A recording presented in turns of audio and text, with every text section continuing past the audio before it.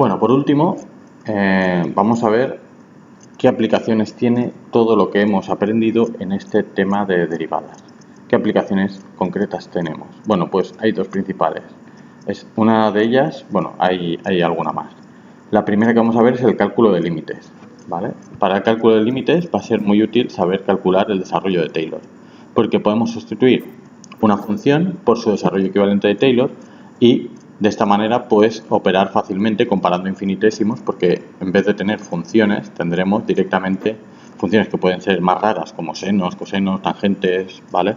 Lo que tendremos será logaritmos. Entonces, cuando tenemos una función de este tipo que es racional y tenemos que comparar infinitésimos de distinto orden, si nos aparece una función que no sabemos de qué orden es, pues lo que podemos hacer es sustituirla por su desarrollo de Taylor, ¿vale? Entonces el desarrollo de Taylor lo sabemos ya, porque lo hemos dado, es x menos x al cubo partido por 6, más otras cosas que son de orden menor que 5, ¿vale?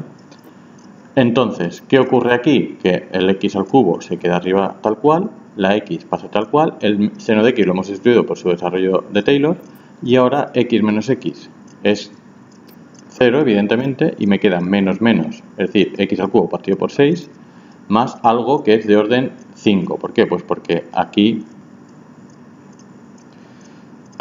hay un error, esto sería de orden 5, sí.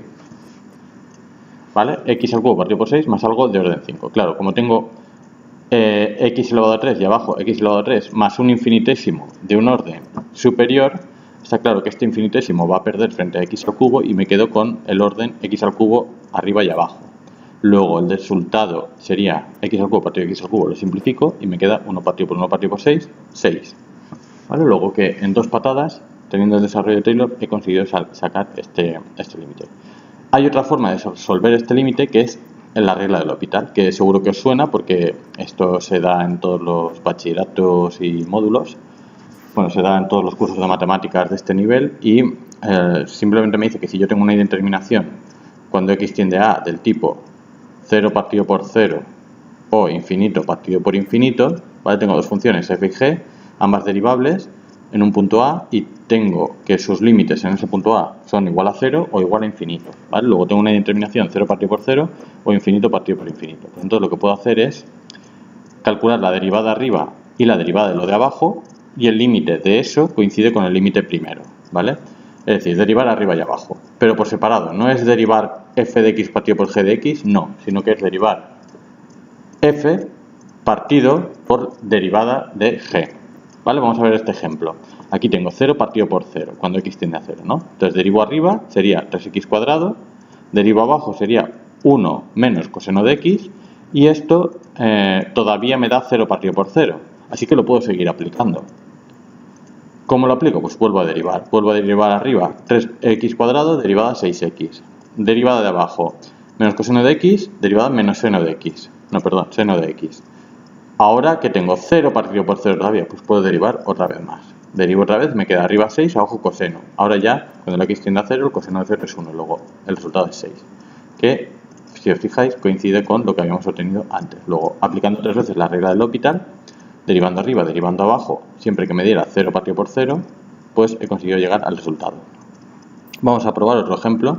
Esto por infinitésimos equivalentes sabemos que tiene que dar 1, pero si yo seno de x lo derivo, me da coseno de x, y derivo x me da 1, con lo cual coseno de x partido por 1, 1. Confirma lo que sabemos de infinitésimos equivalentes. Vale, hay un montón de ejercicios que se pueden hacer aplicando regla del L'Hopital o bien sustitución por desarrollo de Taylor. Y por último, la última aplicación es máximos y mínimos. Bueno, esto es muy útil porque sabéis que en todo proceso siempre nos interesa saber el máximo de rendimiento o el mínimo de gasto o el máximo de beneficio o el mínimo de esfuerzo o de pérdida de dinero, ¿no? Entonces siempre nos interesa problemas de optimización. Para eso tenemos que resolver dónde están los máximos y los mínimos de funciones. Y para ello nos ayudamos siempre del cálculo de las derivadas y vamos a ver por qué. Primero vamos a empezar definiendo el máximo. Un máximo relativo es un punto en el que la función tiene el máximo punto en el entorno, ¿vale? Por eso es relativo. Es un máximo porque es el punto mayor y es relativo porque es solo en el entorno del punto. A lo mejor si me voy más lejos no es el máximo relativo. No es máximo, sino que hay otro punto de la función que es mayor. Aquí, por ejemplo, tengo otro máximo relativo, que también es absoluto, por otro lado, ¿vale? Que es la función 1 partido por 1 más x al cuadrado, pues está claro que cuando el x vale 0, vale 1, y para el resto de puntos valdrá valores menores que 1, porque siempre será añadirle algo positivo a 1. Entonces, 1 partido por algo más grande siempre te va a dar algo menor que 1. Por eso este es un máximo, pero además será absoluto. Ahora veremos la definición de valor de máximo absoluto. Y luego aquí tenemos infinitos extremos. Tenemos, ¿por qué? Pues porque esta función, que es x cuadrado por coseno de pi por menos 1, coseno de pi por 1 menos x al cuadrado, pues esta función lo que tiene es que tiene infinitos puntos donde tiene un máximo y mínimo, máximo, mínimo, máximo, mínimo, ¿vale? Son infinitos, no se acaban nunca.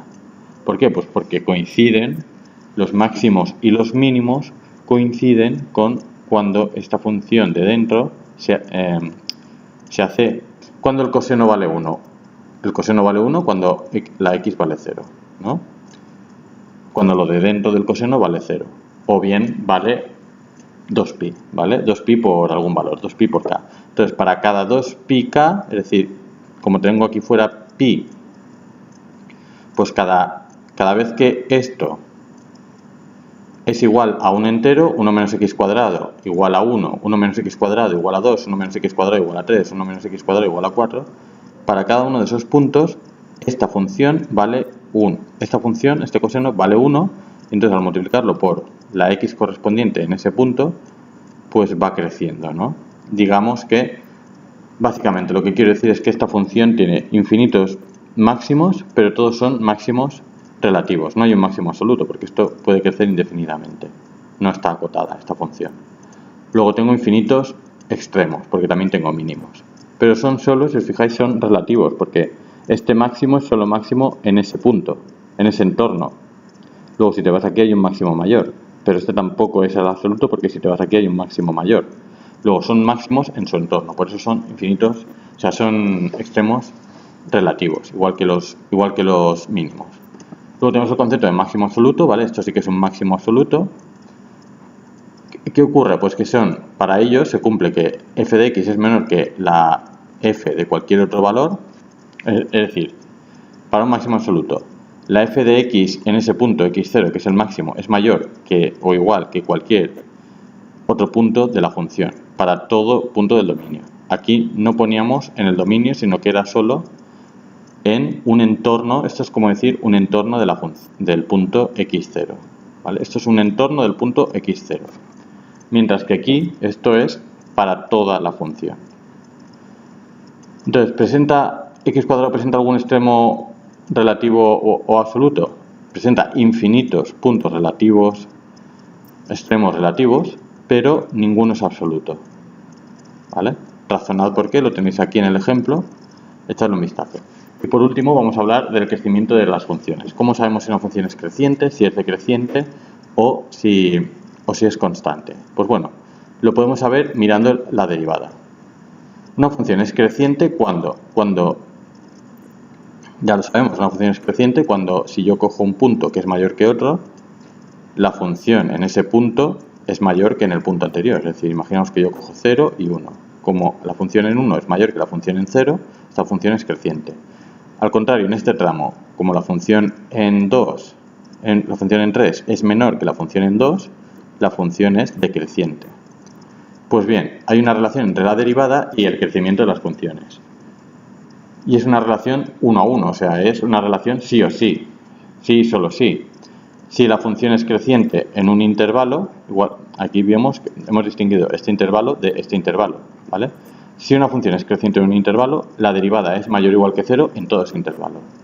Si una función es decreciente en un intervalo, la derivada es menor que 0 en todo ese intervalo. ¿Y qué ocurre si la derivada es igual a 0? Pues si la derivada es igual a 0, tengo varios casos. Si la derivada es igual a 0 y la de segunda derivada es distinta de 0, pues puedo tener o bien un máximo o un mínimo. Es un mínimo si la segunda derivada es mayor que 0 y es un máximo si la segunda derivada es menor que 0.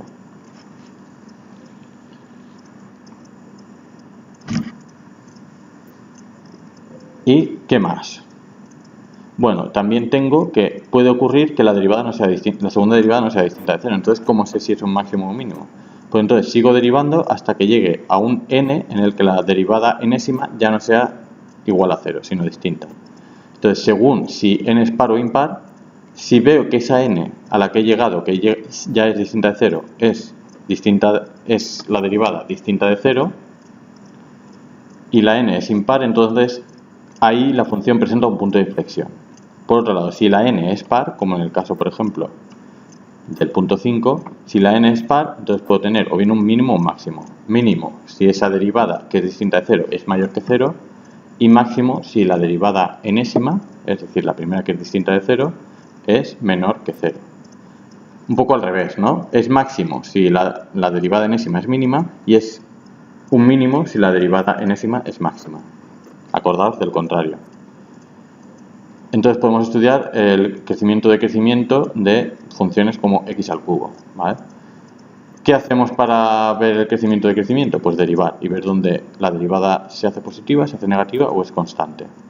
Derivamos y vemos, esta es la derivada del polinomio, igualamos a 0 y ¿qué hacemos? Calculamos los valores donde se anula, ¿vale? Aquí la tenemos representada.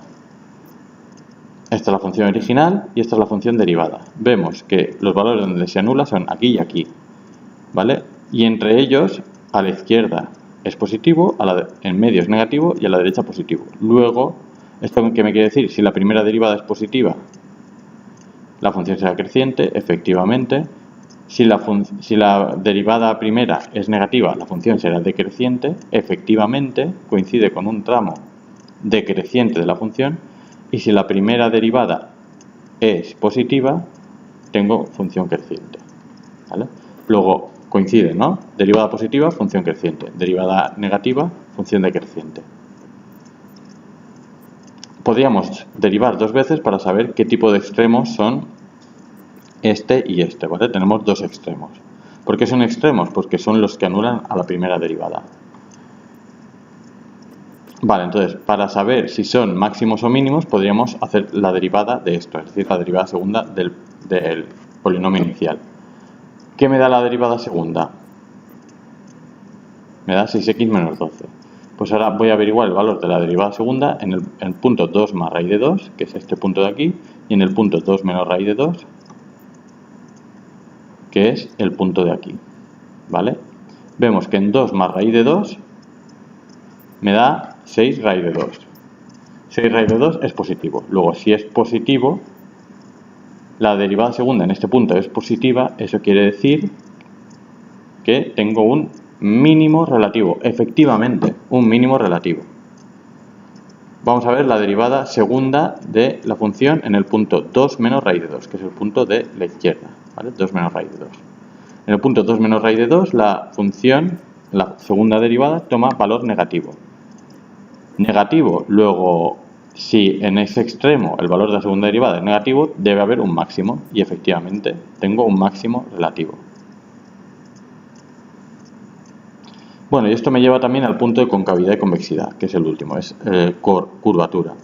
Una función se dice que es convexa cuando, fijaos, ¿cuándo es convexa?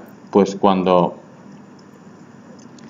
crece la primera derivada, o sea, cuando el crecimiento de esta función cada vez es mayor. Fijaos que no es exactamente así, porque aquí esta función está decreciendo, pero fijaos que cada vez decrece menos y aquí cada vez crece más, ¿no? O sea que cuando el crecimiento se acelera en sentido positivo, la función es convexa. Y cuando el decrecimiento se acelera, entonces es cóncava. Vamos, una función cóncava sería, por ejemplo, esta. Cóncava, ¿por qué? Porque aquí cada vez aquí el crecimiento cada vez es más pequeño. ¿Vale? La función esta crece cada vez de manera más pequeña, por eso es cóncava. Aquí tenéis las definiciones de convexidad y concavidad concretas, ¿no? Convexa sería una que hace así, que va subiendo cada vez más, y cóncava es una que hace así, ¿vale?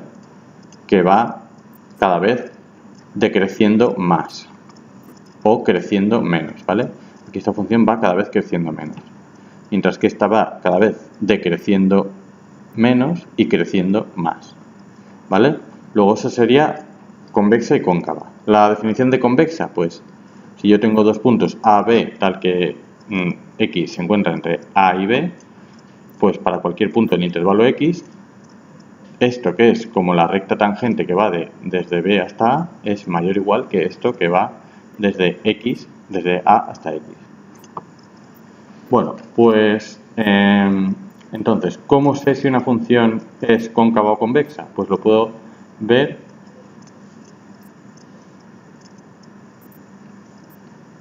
mirando si la función derivada es creciente o es decreciente. Es decir, si f es convexa en un intervalo, su primera derivada es creciente. Y si f es cóncava, su primera derivada es decreciente. Por eso digo de que, como la f me dice si una función es creciente o no, si la derivada es creciente, quiere decir que la derivada crece cada vez más. O sea, que esto cada vez aumenta más. Luego, si quiero averiguar si una función en un intervalo es cóncava o convexa, me fijo en si la derivada es creciente o decreciente. Y para saber si la función es creciente o decreciente, para saber si la derivada, lo que puedo hacer es derivarla otra vez y fijarme en el signo de la segunda derivada. Si la segunda derivada es positiva, quiere decir que la derivada, si la segunda derivada es positiva, quiere decir que la primera derivada es creciente. Y si la primera derivada es creciente, quiere decir que la función es convexa. Por el otro camino, si la segunda derivada es menor que 0, ¿qué quiere decir eso? Si la segunda derivada es menor que 0, si la derivada de la derivada es menor que 0, quiere decir que la derivada es decreciente. ¿Por qué? Porque su derivada es menor que 0. Y si la derivada es decreciente, entonces es cóncava. Luego es fácil acordarse de que si la segunda derivada es mayor que 0, entonces la función es convexa, cada vez crece más o decrece menos, y si la segunda derivada es menor que 0, entonces la función es cóncava. ¿Qué quiere decir esto? Pues que la función o cada vez decrece más o cada vez crece menos. Y aquí tenéis un ejemplo para estudiar la concavidad y la convexidad, máximos, mínimos y extremos de dos funciones x cuadrado y x al cubo. Bueno, y eso es todo. Echarle un vistazo a todo por vuestra cuenta. Acabamos la explicación teórica del tema de hoy y ahora lo interesante será meternos ya con los ejercicios del tema.